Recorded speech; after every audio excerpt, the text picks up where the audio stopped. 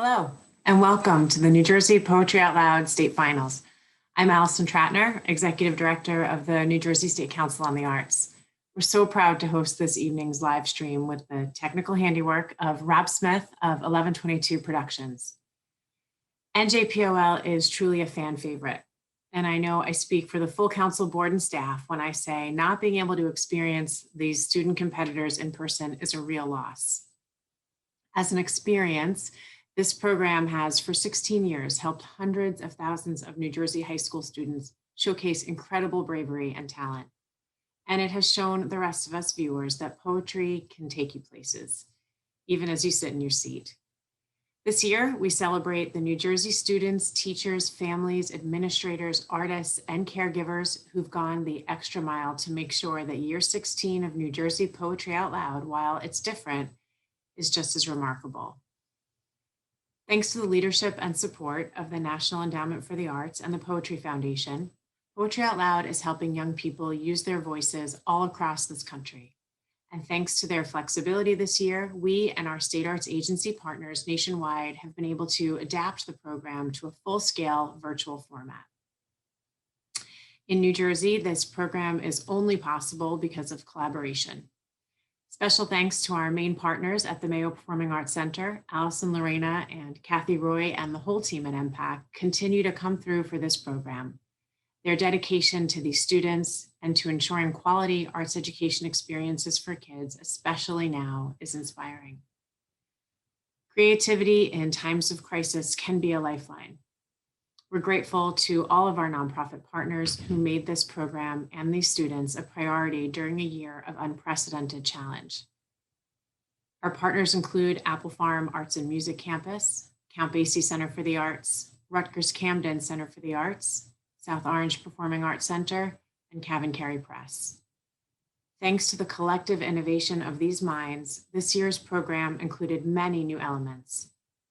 We've engaged new poets, judges, students, and deepened relationships with past participants. We now have the first ever NJPOL virtual classroom, providing access for New Jersey students who could not participate at the school level in past years. We've engaged new schools and opened up the program to community organizations and libraries, broadening the program's reach. This year, NJPOL included nearly 8,300 students, 280 teachers, and 66 schools. Local and regional competitions brought us today's 10 state finalists. And the winner of today's competition, the New Jersey State Champion, will represent New Jersey on the national stage. Today, you can expect to hear testimonials from current students, program alumni, and artists who've participated in POL over the years about how their experience in this program has impacted their lives. As they say, necessity is the mother of invention. And NJPOL will, dare I say, emerge from this crazy year a better, stronger program. One still anchored in creative self-expression, but with less barriers and an even greater focus on building community. And none of this collaborative invention happens without the incredible Portia Hardy, the program officer for arts education at the council, whose vision for this program helps drive it forward in good and in challenging times. And our brand new NJPOL state coordinator, Eric Stratton, who's managing all the details and the moving parts behind the scenes with seeming ease. Congratulations to the students competing today. Thank you for sharing your gifts with us. And now, for round one of the 16th annual New Jersey Poetry Out Loud State Finals.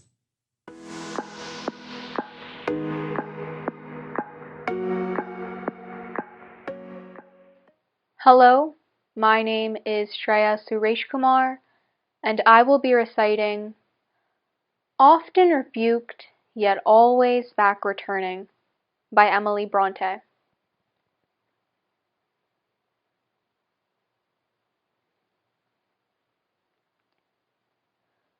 Often rebuked, yet always back returning to those first feelings that were born with me, and leaving busy chase of wealth and learning for idle dreams of things which cannot be. Today I will seek not the shadowy region, its unsustaining vastness waxes drear, and visions rising legion after legion bring the unreal world too strangely near. I'll walk, but not in old heroic traces, and not in paths of high morality, and not among the half-distinguished faces, the clouded forms of long past history. I'll walk where my own nature would be leading. It vexes me to choose another guide. Where the gray flocks in ferny glens are feeding, where the wild wind blows on the mountainside. What have those lonely mountains worth revealing? More glory and more grief than I can tell. The earth that wakes one human heart to feeling can center both the worlds of heaven and hell.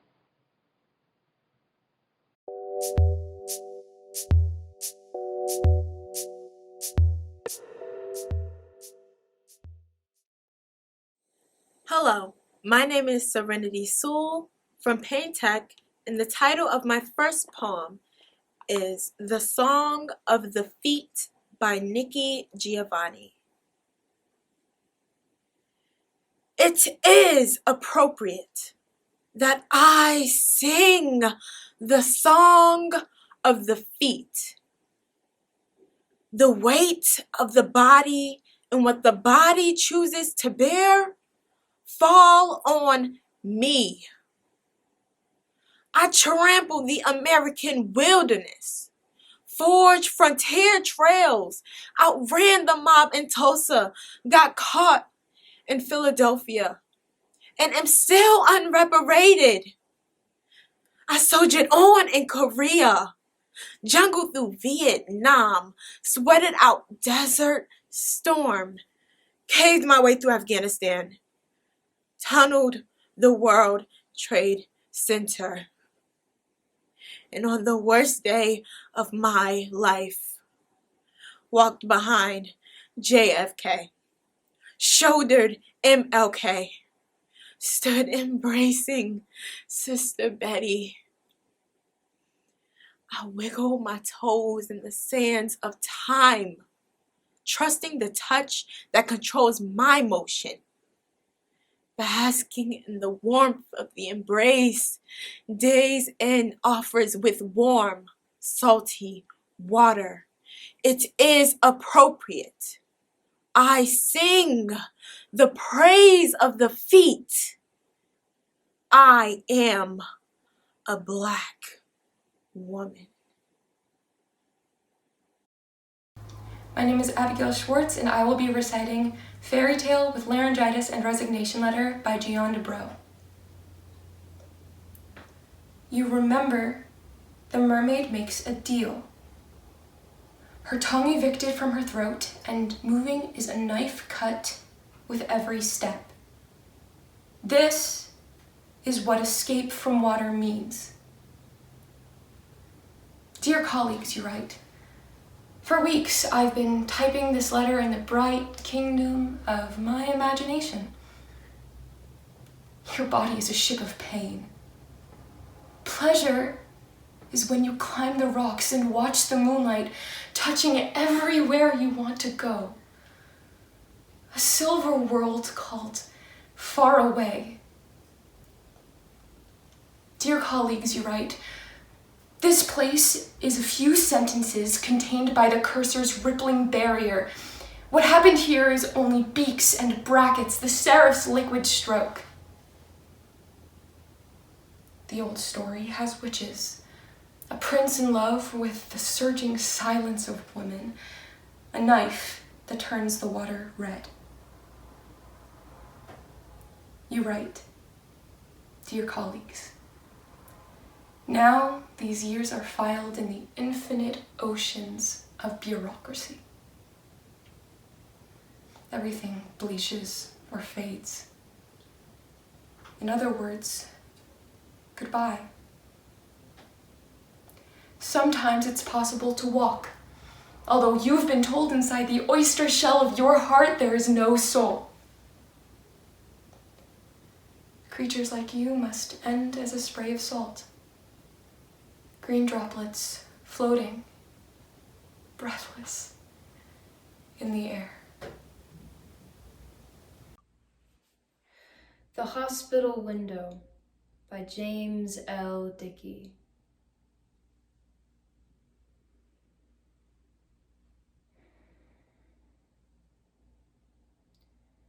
I have just come down from my father. Higher and higher he lies above me in a blue light shed by a tinted window. I drop through 6 white floors and then step out onto pavement. Still feeling my father ascend, I start to cross the firm street, my shoulder blades shining with all the glass the huge building can raise. Now I must turn round and face it, and know his one pain from the others. Each window possesses the sun as though it burned there on a wick. I wave like a man catching fire. All the deep-dyed window panes flash, and behind them all the white rooms. They turn to the color of heaven. Ceremoniously, gravely, and weakly, dozens of pale hands are waving back from inside their flames, yet one pure pain among these is the bright, erased blankness of nothing. I know that my father is there, in the shape of his death, still living. The traffic increases around me like a madness called down on my head. The horns blast at me like shotguns, and drivers lean out, driven crazy, but now my propped up father lifts his arm out of stillness at last. The light from the window strikes me, and I turn as blue as a soul, as the moment when I was born. I am not afraid for my father. Look, he is grinning. He is not afraid for my life either, as the wild engines stand at my knees, shredding their gears and roaring, and I hold each car in its place for miles, inciting its horn to blow down the walls of the world, that the dying may float without fear in the bold blue gaze of my father.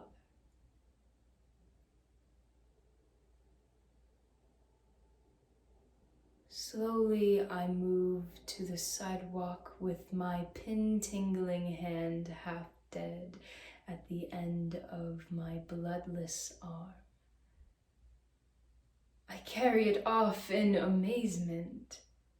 High, still higher, still waving my recognized face, fully mortal, yet not.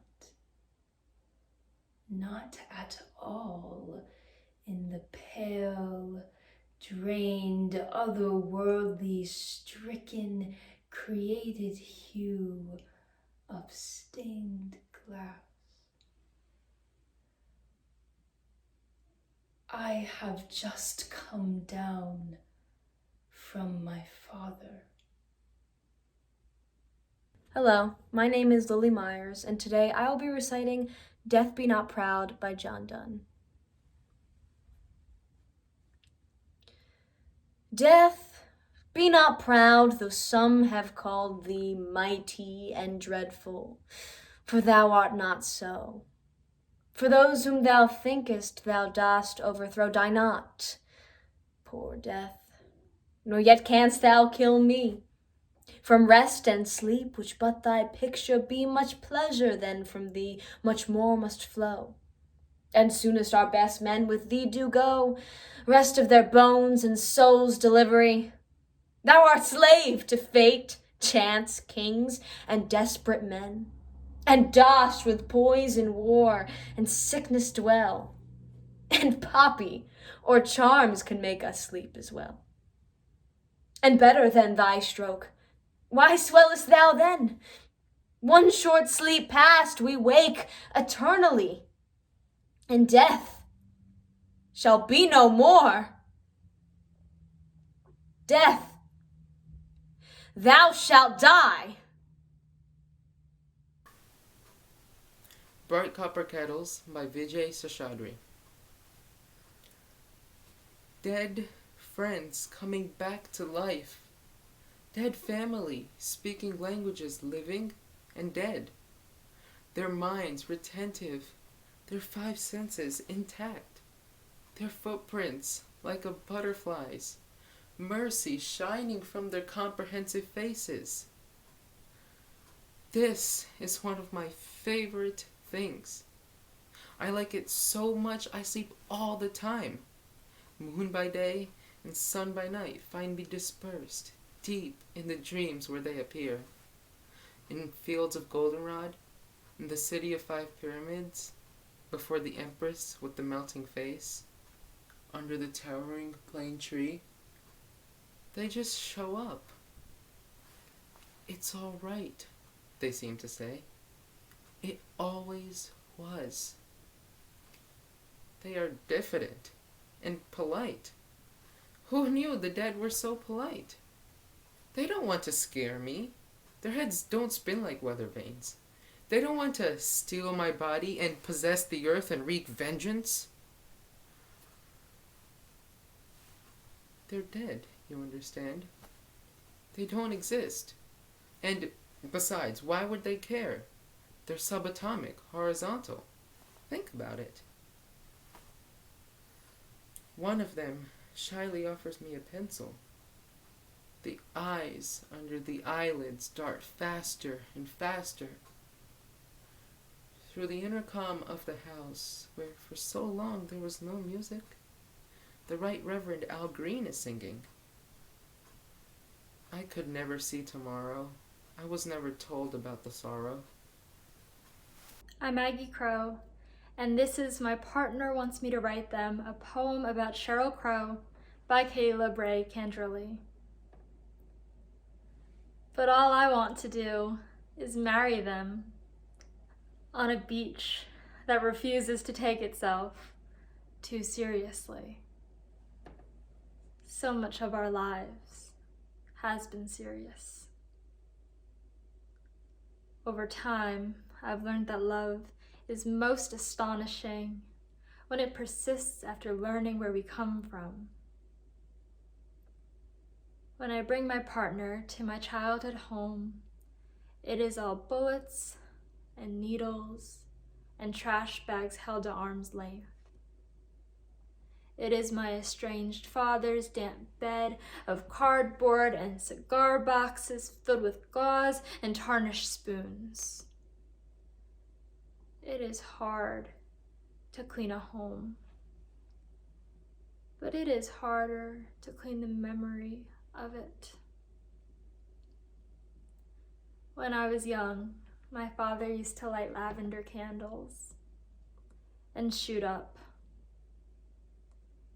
Now, my partner and I light a fire that will burn all traces of the family that lived here. Black plastic smoke curdles up and loose bullets discharge in the flames. My partner holds my hand as gunfire rings through the birch trees. Though this is almost beautiful, it is not. And if I'm being honest, my partner and I spend most of our time on Earth feeding one another citrus fruits and enough strength to go on. Every morning I pack them half a grapefruit and some sugar, and they tell me it's just sweet enough. The Table's Turned by William Wordsworth. Up, up, my friend, and quit your books, or surely you'll grow double. Up, up, my friend, and clear your looks. Why all this toil and trouble? The sun above the mountain's head, a freshening luster mellow, through all the long green fields has spread his first sweet evening yellow. Books, 'tis a dull and endless strife. Come, hear the woodland linnet. How sweet his music. On my life, there's more of wisdom in it. And hark, how blithe the throstle sings. He too is no mean preacher. Come forth into the light of things. Let nature be your teacher. She has a world of ready wealth, our minds and hearts to bless. Spontaneous wisdom breathed by health, truth breathed by cheerfulness. One impulse from a vernal wood may teach you more of man, of moral evil, and of good, than all the sages can. Sweet is the lore which nature brings. Our meddling intellect misshapes the beauteous forms of things we murder to dissect. Enough of science and of art. Close up those barren leaves. Come forth and bring with you a heart that watches and receives. If We Must Die by Claude McKay. If we must die, let it not be like hogs, hunted and penned in an inglorious spot, while round us bark the mad and hungry dogs, making their mock at our accursed lot. If we must die, oh, let us nobly die, so that our precious blood may not be shed in vain. Then even the monsters we defy shall be constrained to honor us, though dead. O kinsmen, we must meet the common foe. Though far outnumbered, let us show us brave, and for their 1,000 blows, deal one death blow. What though before us lies the open grave? Like men, we'll face the murderous, cowardly pack, pressed to the wall, dying, but fighting back. Hi, my name is Emily Baylock from Homedale High School, and tonight I will be reciting It Was Not Death, For I Stood Up by Emily Dickinson.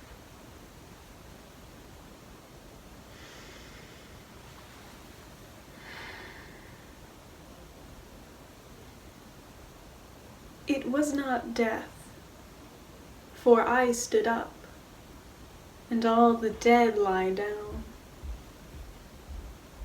It was not night, for all the bells put out their tongues for noon. It was not frost, for on my flesh I felt sirocco's crawl, nor fire, for just my marble feet could keep a chancel cool. And yet, it tasted like them all. The figures I have seen set orderly for burial reminded me of mine, as if my life were shaven and fitted to a frame and could not breathe without a key. And 'twas like midnight some, when everything that ticked has stopped, and space stares all around. Or grisly frosts, first autumn morns, repeal the beating ground.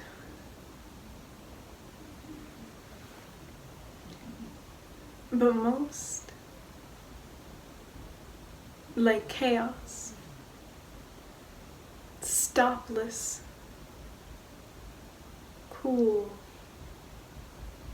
without a chance or spar, or even a report of land to justify despair.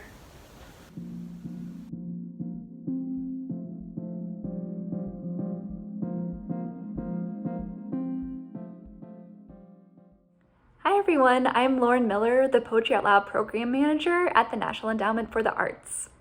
On behalf of the Arts Endowment and our partners at the Poetry Foundation, I'd like to thank the New Jersey State Council on the Arts for their continued success in bringing poetry out loud to the state of New Jersey. Poetry Out Loud started back in 2005, and it was created to encourage high school students to learn about and recite classic to contemporary poetry. Since then, more than 4 million students have been part of the program. I'd like to thank a few people who made Poetry Out Loud possible this year and who also expertly navigated our first primarily virtual year of the program. We want to thank Eric Stratton, the New Jersey State Poetry Out Loud Coordinator, Portia Hardy, Program Officer at the New Jersey State Council on the Arts, Kathy Roy, Education Director at the Mayo Performing Arts Center, and to all local partners who helped bring Poetry Out Loud to schools, organizations, teachers, and students across the state of New Jersey. We're so grateful for your hard work and commitment. Next, I'd like to acknowledge the teachers who motivated students to discover poetry this year. Poetry Out Loud really succeeds because of your time and dedication. And then finally, to the state finalists, be proud of how far you've come. You've accomplished so much, and we so admire your grace, poise, bravery, and talent in bringing poetry to light. Congratulations to all state finalists, and best of luck.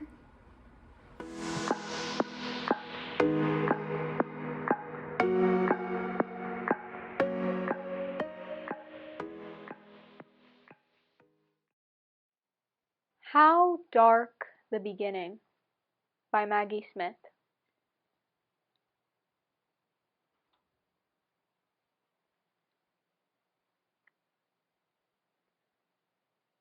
All we ever talk of is light. Let there be light. There was light then, good light. But what I consider dawn is darker than all that. So many hours between the day receding and what we recognize as morning, the sun cresting like a wave that won't break over us, as if light were protective, as if no hearts were flayed, no bodies broken on a day like today. In any film, the sunrise tells us everything will be all right. Danger wouldn't dare show up now, dragging its shadow across the screen. We talk so much of light. Please let me speak on behalf of the good dark. Let us talk more of how dark the beginning of a day is. My name is Serenity Sewell, and the title of my second poem is Epitaph by Catherine Phillips. On her son, H.P., at St. Site's Church, where her body also lies interred. What on earth deserves our trust? Youth and beauty, both are dust. Long we gathering are with pain, what one moment calls a gain. 7 years, childless marriage past. A son is born at last.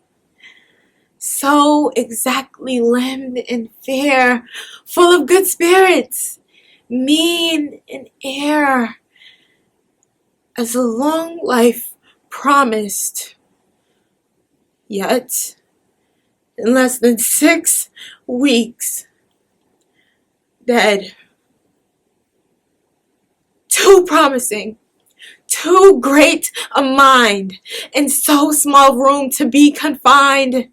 Therefore, as fit in heaven to dwell, he quickly broke the prison shell. So the subtle alchemist can't with Hermes' sealed resist the powerful spirit's subtler flight, but to will bid him long good night. And so the sun, if it arise, half so glorious as his eyes, like this infant, takes a shroud, buried in a morning cloud. Often Rebuked Yet Always Back Returning by Emily Bronte. Often rebuked, yet always back returning to those first feelings that were born with me, and leaving busy chase of wealth and learning for idle dreams of things which cannot be. Today, I will seek not the shadowy region. Its unsustaining vastness waxes drear, and visions rising, legion after legion, bring the unreal world too strangely near. I'll walk, but not in old heroic traces, and not in paths of high morality, and not among the half-distinguished faces, the clouded forms of long past history. I'll walk where my own nature would be leading. It vexes me to choose another guide, where the gray flocks in ferny glens are feeding, where the wild wind blows on the mountainside. What have those lonely mountains worth revealing? More glory and more grief than I can tell. The earth that wakes one human heart to feeling can center both the worlds of heaven and hell. Under the Edge of February by Jane Cortez.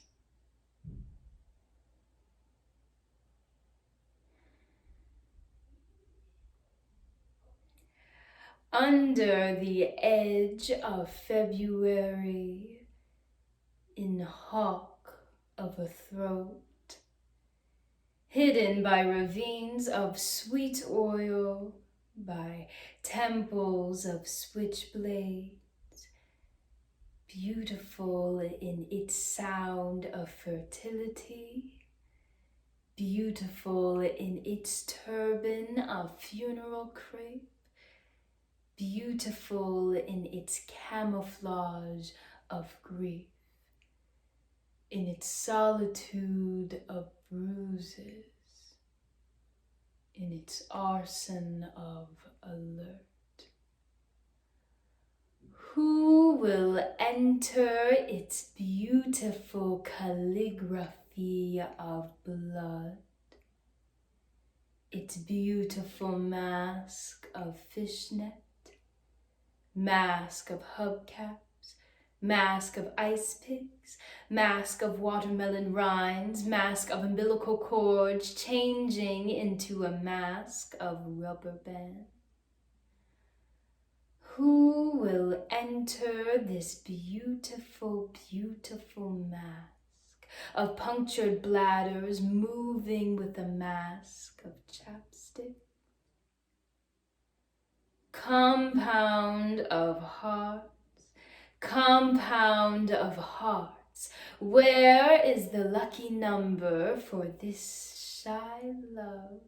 This top-heavy beauty bathed with charcoal water, self-conscious against a mosaic of broken bottles, broken locks, broken pipes, broken bloods of broken spirits, broken through like broken promises, landlords, junkies, thieves, enthroning themselves in you.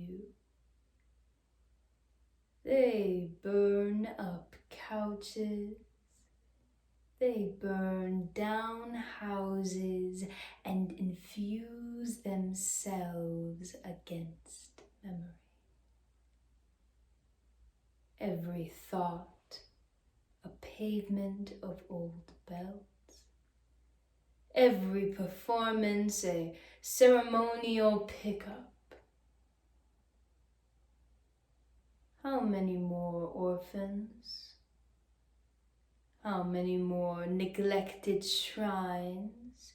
How many stolen feet? Stolen fingers, stolen watch bands of death in you, how many times? Harlem, hidden by ravines of sweet oil, by temples of switchblades, beautiful in your sound of fertility, beautiful in your turban of funeral crepe, beautiful in your camouflage of grief, in your solitude of bruises, in your arson of alert. Beautiful. Thank you.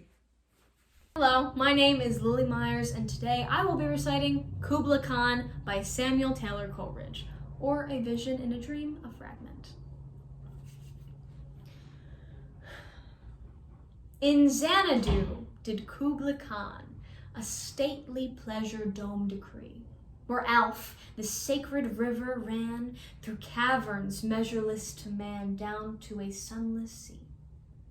So twice 5 miles of fertile ground with walls and towers were girdled round, and there were gardens bright with sinuous rills where blossomed many an incense-bearing tree, and here were forests ancient as the hills enfolding sunny spots of greenery. But oh, that deep romantic chasm which slanted down the green hill athwart a cedarn cover, a savage place as holy and enchanted as air, beneath a waning moon, was haunted by a woman wailing for her demon lover.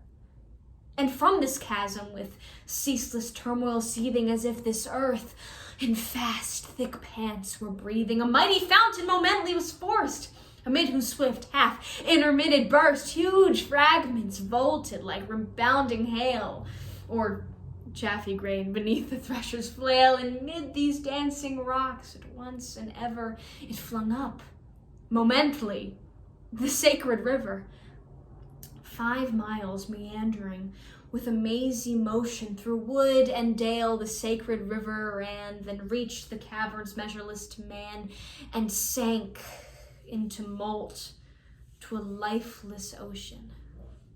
And mid this tumult, Kubla heard from far ancestral voices prophesying war.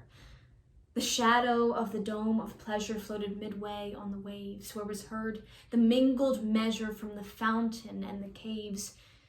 It was a miracle, a rare device, a sunny pleasure dome with caves of ice. A damsel with a dulcimer in a vision once I saw. It was an Abyssinian maid, and on her dulcimer she played, singing of Mount Abora. Could I revive within me her symphony and song?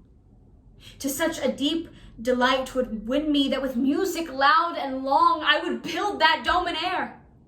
That sunny dome, those caves of ice, and all who heard should see them there, and all should cry, beware, beware. His flashing eyes, his floating hair, weave a circle round him thrice, and close your eyes with holy dread, for he on honeydew hath fed and drunk the milk of paradise.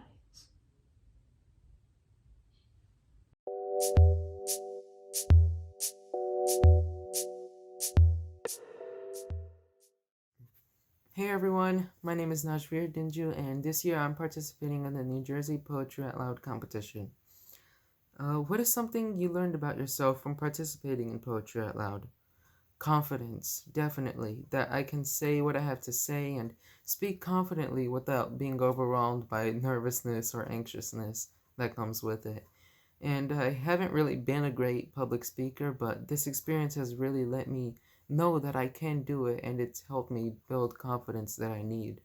And obviously, because of the pandemic, I'm not facing a huge crowd right now, but it's helping me prepare for when I do.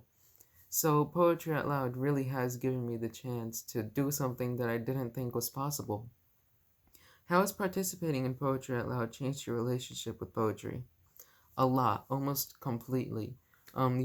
Before somebody asked me something about poetry, I would be like, not very interested in it, but now I see that there's so much more than just words on a piece of paper. It's so many feelings and emotions that are conveyed by words, and people have different interpretations of poems, and they communicate so many different messages, and now I know what the effect that poems really can have.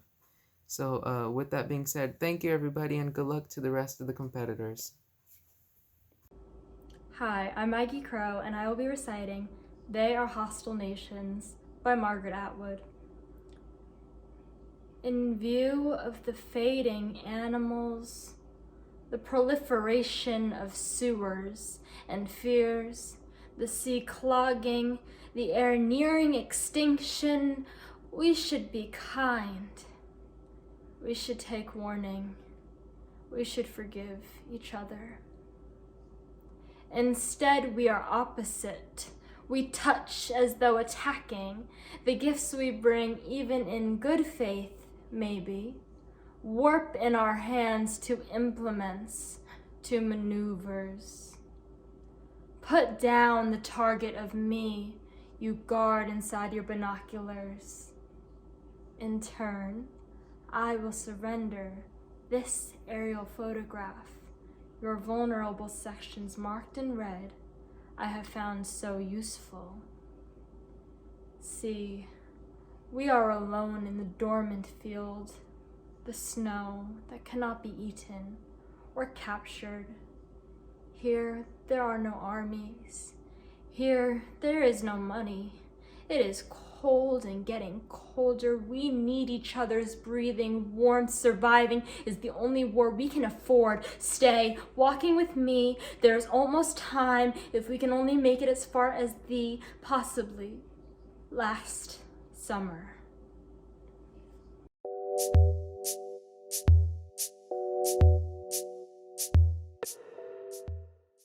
Hello, I'm Felicity Crippen, and it's been an honor to be a part of Poetry Out Loud. I was introduced to poetry a few years ago, and I didn't realize what a blessing it would be to me in my life. I chose Acquainted with the Night because it really resonated with me, and I'll tell you why. For the past 3 years, my mom battled an intense form of cancer, and at the end of last summer, she finally lost that battle. I won't go into it more because I might start to cry, but I will say that poetry has been one way that's gotten me through really, really incredibly hard times, and it's been a pretty big part of my life. I would write my own poetry and share it with my mom and read it to her, and it was beautiful. And Acquainted with the Night especially just really resonated with me because it followed the mind of a character who would go out on late night walks and contemplate life and hear a voice, but it wasn't to call him back or say goodbye, and to see the clock, but he didn't know what the time meant. And it reminded me of all the walks I took, and thinking about just the past few months and the battle it's been. But I look up to my mom forever admire her bravery, and I wear her smile because it's one way of honoring her, like my poetry. Lucinda Matlock by Edgar Lee Masters. I went to the dances at Chandlerville and played Snap Out at Winchester. One time, we changed partners, driving home in the moonlight of middle June. And then I found Davis. We were married and lived together for 70 years, enjoying, working, raising the 12 children, 8 of whom we lost ere I had reached the age of 60.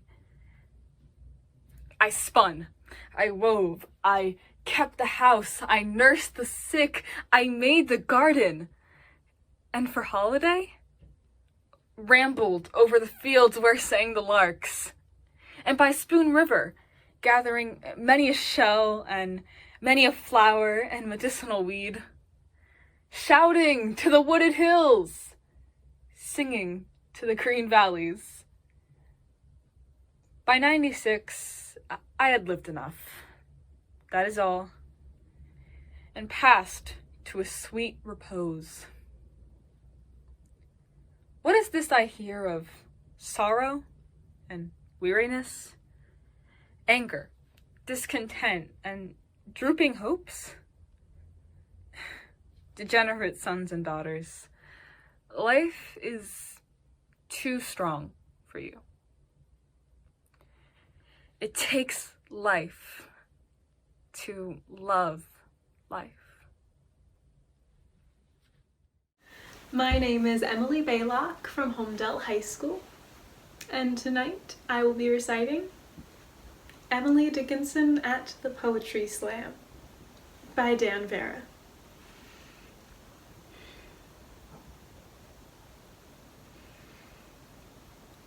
I will tell you why she rarely ventured from her house. It happened like this. One day she took the train to Boston, made her way to the darkened room, put her name down in cursive script, and waited her turn. When they read her name aloud, she made her way to the stage, straightened the papers in her hands, pages and envelopes, the backs of grocery bills. She closed her eyes for a minute, took a breath, and began.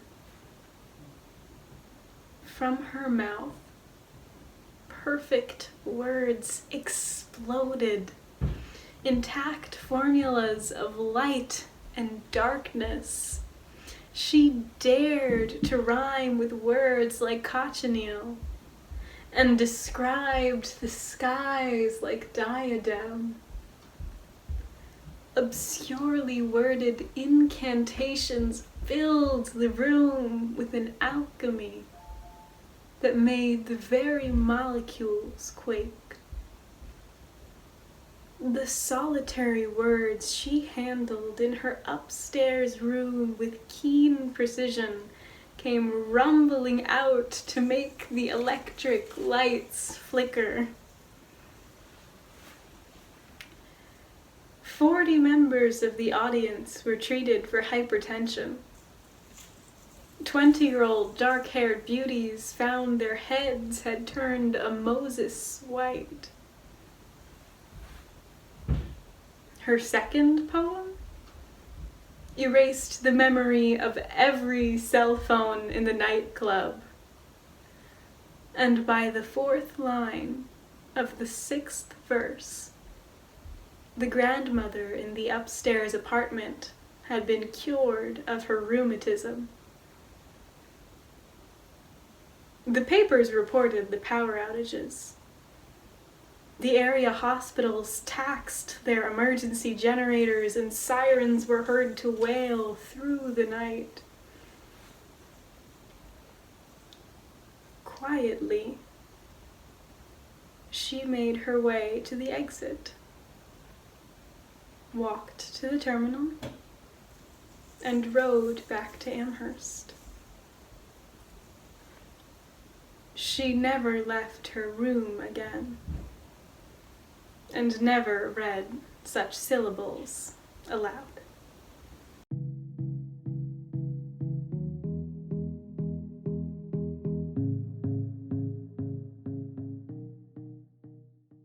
Greetings, Poetry Out Loud participants and guests. I am New Jersey Secretary of State Tahisha Way.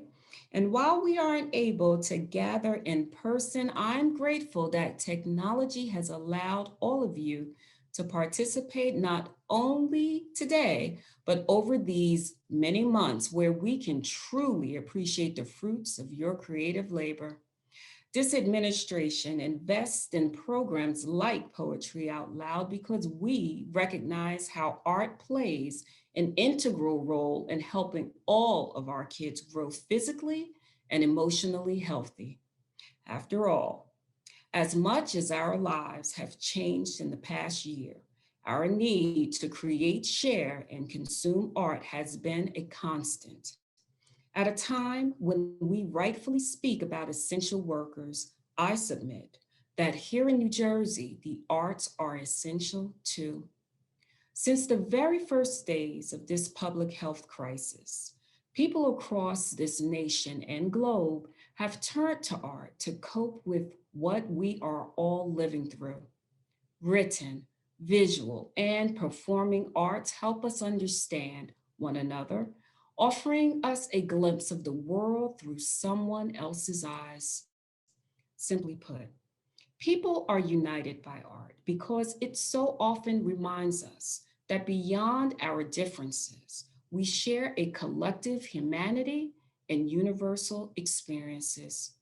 And in this unprecedented time, art has helped to soothe, distract, and empower us to get through this together. In just the last few months, I've been particularly inspired by a young artist who demonstrated the power not just of art, but specifically of poetry at two very different national events. First at the presidential inauguration and then at the Super Bowl, Amanda Gorman, a woman not much older than all of you, showed the world that poetry is relevant, that it is a medium that is accessible to all of us. Yes, it is an exciting time to be a young poet. In closing, I want to thank my colleagues at the New Jersey Council on the Arts, as well as our federal, state, and local partners. To our competition judges, thank you for giving your time, energy, and experience to nurture and celebrate the next generation of New Jersey poets, writers, and artists. Kudos to the teachers, parents, loved ones, and community leaders who also supported our talented participants. To all of our young poets, regardless of the outcome. Congratulations, you are all winners because you have demonstrated every day creativity in sharing your talents. Finally, I must shout out our state winner who will go on to represent New Jersey in the National Poetry Out Loud competition. You are a testament to your family, school, and the Garden State, and we will be cheering you on all the way. For you and to all of our New Jersey youth poets, we hope this program has been exciting and enriching, and we look forward to seeing and hearing what you have up next.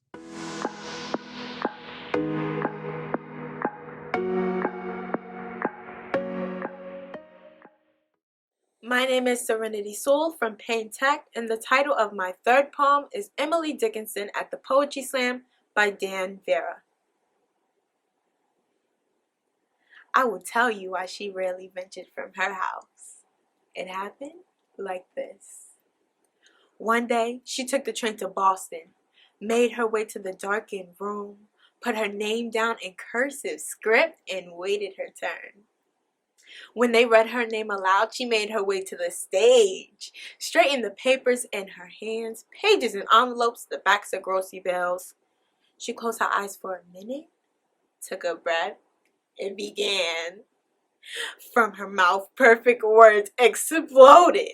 Intact formulas of light and darkness. She dared to rhyme with words like cochineal and describe the skies like diadem. Obscurely worded incantations filled the room with an alchemy that made the very molecules quake. The solitary words she handled in her upstairs room with keen precision came rumbling out to make the electric lights flicker. 40 members of the audience were treated for hypertension. 20-year-old dark-haired beauties found their heads had turned a Moses white. Her second poem erased the memory of every cell phone in the nightclub, and by the fourth line of the sixth verse, the grandmother in the upstairs apartment had been cured of her rheumatism. The papers reported the power outages.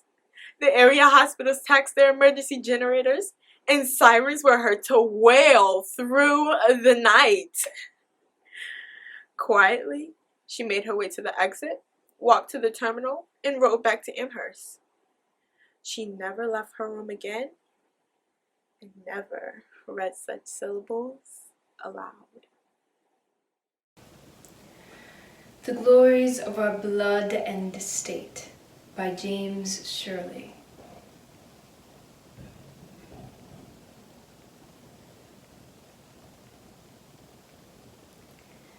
The glories of our blood and state are shadows, not substantial things.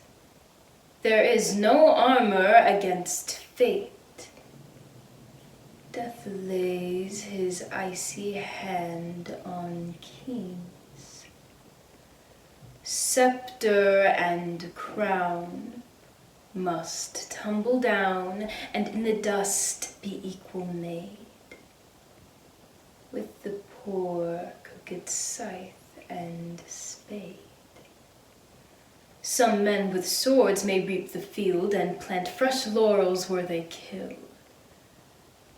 but their strong nerves at last must yield. They tame but one another still. Early or late, they stoop to fate and must give up their murmuring breath.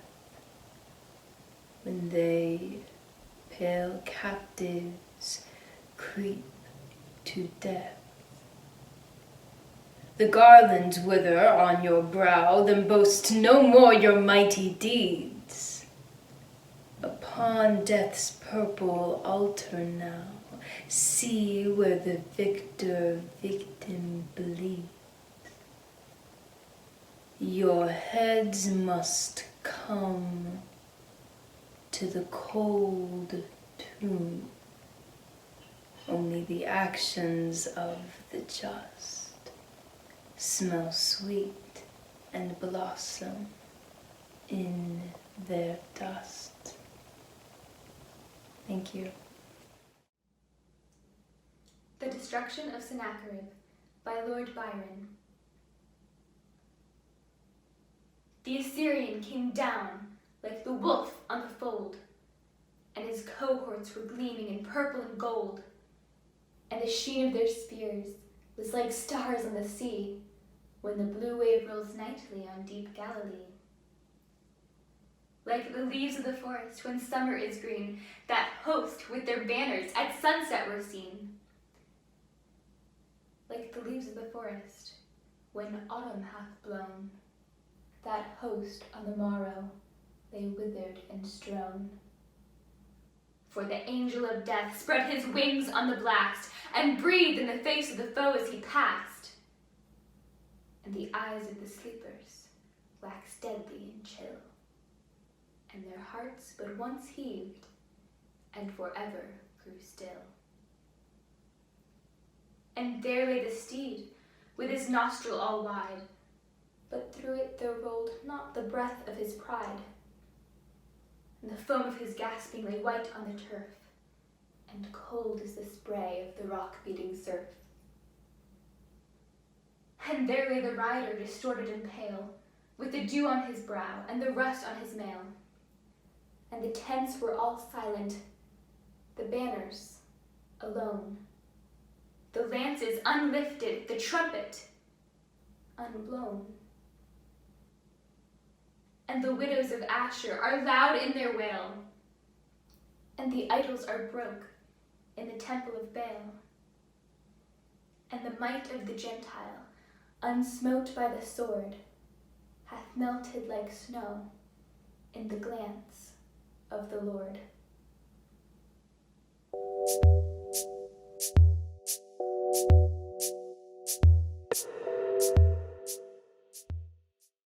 I think something really unique that Poetry Out Loud taught me is that there is a whole world of poetry out there, and I will never get to read all of the poems, I will never get to meet all of the poets, and I will never get to talk to everyone who loves to read and recite poetry.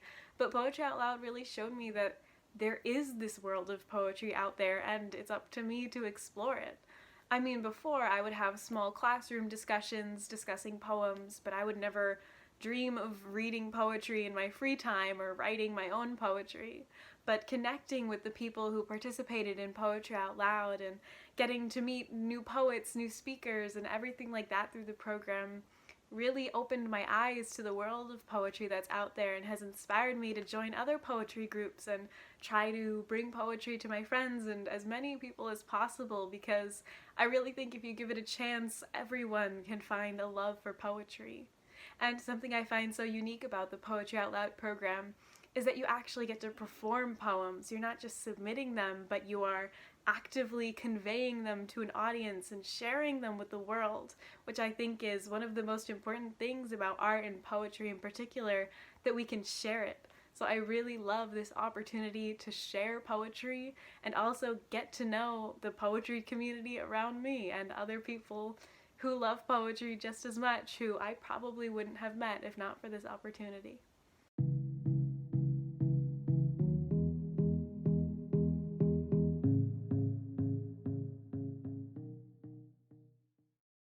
Hello, everyone. My name is Eric Stratton, and I'm the Poetry Out Loud State Coordinator for New Jersey. Now, before we announce our state champion and runner-up, I'd like to introduce the judges for this year's competition and let you hear their thoughts about this year's contest. Our first content judge this year is Dr. Michelle Myers, who is an award-winning poet and educator holding a PhD in English, specializing in Asian American, African American, and 19th century American literature, and was recently selected as a Dodge poet and featured in the 2020 Dodge Poetry Festival. Now, Michelle, do you have any thoughts you'd like to share with the students about their recitations this year? Well, first of all, I'd just like to say that it was a joy to watch all of the videos. I thought that everyone, all the students that I watched, I thought they all did an amazing job, and I was blown away by their performances. And I just feel really honored that I was able to participate as a judge this year. Thank you so much. And our second content judge is Deontay Griffin Quick. He's an actor and an arts administrator who works with the New Jersey Theater Alliance as the manager of programs and services, and previously served as the New Jersey Poetry Out Loud coordinator. So Deontay, what's it like acting as a judge on the other side of the competition this year? It's really different. I get to see the students in previous years from managing the program and have served as an accuracy judge, but this year was different as a content judge and being able to see folks and look at the various areas that judges critique. So it was really good to see the versatility of the students this year and looking at the performances from a different angle that I always didn't have an eye to, but I was glad that I could actually put my attention and focus to it this year.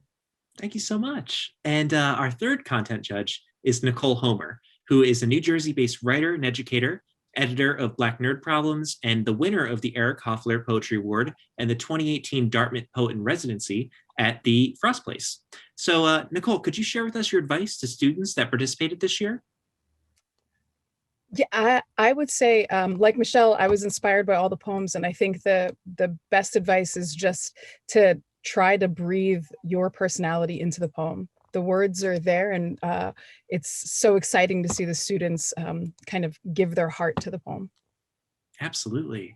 And our fourth judge, who is our accuracy judge this year, is Dimitri Reyes, who is the artist in residence with the New Jersey Performing Arts Center and the marketing and communications director at CavanKerry Press, which is a not-for-profit literary press and partner of the Poetry Out Loud program that's committed to expanding the reach of poetry and literature. Now, Dimitri, is there anything you'd like to share with our participants this year? Yeah, first, I honor you all to have made it this far and to consistently tell yourself that you're going to commit yourself to something and pursue it wholeheartedly. As an organizer outside of what I do with the press or the Performing Arts Center, if I were to organize something, I would invite the 10 of you to be there, because as an artist myself, each time I judge one of these, you actually push me in the direction of wanting to do this myself. For a golden nugget of information, what I would tell you as an advice is to change that dialogue when you're thinking about memorizing these poems. You shouldn't be aiming to memorize these poems, but if you are to know them by heart, you remember them here rather than you remember it here. And in doing it by heart rather than memorizing it, it's going to come and flow so naturally to you that it isn't going to be work. It is going to be a fun experience, and an experience you're going to truly enjoy. And that should always be the goal when producing your own art. Wonderful. Thank you so much, Dimitri. I'd like to give a huge thank you to all the judges this year from both the regional contests and our state finals for helping out and making sure this year's competitions work in the virtual environment. We absolutely could not have done it without their cooperation and assistance. And now I'd like to introduce the person who will be announcing this year's state champion and runner-up. He is a council member and the second vice chair of the New Jersey State Council on the Arts and is a steadfast supporter of Poetry Out Loud. Kevin O'Brien. Thank you, Eric. From the nearly 5,000 students representing 43 schools in our great state, we have just witnessed the 10 champions from our regional contests giving their final recitations. Before we announce the winners, I wish to give some closing remarks that I believe apropos to future contestants watching today as well as today's participants. Years ago, a New York City English teacher challenged her high school students to write a letter to their favorite author and invite him or her to visit the school. 5 students wrote to Kurt Vonnegut, the author of such classic novels as Slaughterhouse-Five and Breakfast of Champions. The author responded. He thanked the students for their warm letter, but he said at the age of 84, he no longer makes public appearances. Rather tongue-in-cheek, he imparted, because I resemble nothing so much as an iguana, I don't go out much these days. But he offered them some advice. Practice any music, art, singing, dancing, acting, drawing, sculpting, fiction, poetry, essays. No matter how well or badly, not to get money or fame, but to experience what he deemed becoming, to find out what's inside of you, to make your soul grow. Then Vonnegut gave the students an assignment. Write a 6-line poem anything you want, but make it rhyme. Make it as good as you possibly can. But don't tell anybody what you're doing. Don't show it, don't recite it, don't show it to your parents, your girlfriend or boyfriend. Then tear it up into teeny little pieces and discard it. In fact, he went even further and said, put it in widely scattered trash receptacles so that no one can find it. He concluded, you'll find that you've been already gloriously rewarded for your poem. You've experienced becoming. You've learned a lot about what's inside of you, and you have made your soul grow. In my humble opinion, the 5,000 New Jersey student participants in Poetry Out Loud have exceeded Mr. Vonnegut's expectations. And moreover, these 10 finalists that we've heard from have not only become, but in the parlance of my industry, show business, they have arrived. And now the moment we've all been anticipating. It's my deep pleasure to announce that the New Jersey runner-up for the 2021 Poetry Out Loud competition is from Newark in Essex County, Region 5, representing Donald M. Payne School of Technology, Serenity Sewell. Congratulations, Serenity. And finally, the New Jersey State champion for the 2021 Poetry Out Loud competition is from Cinnaminson in Burlington County, Region 1, representing Cinnaminson High School, Lily Myers. Congratulations, Lily.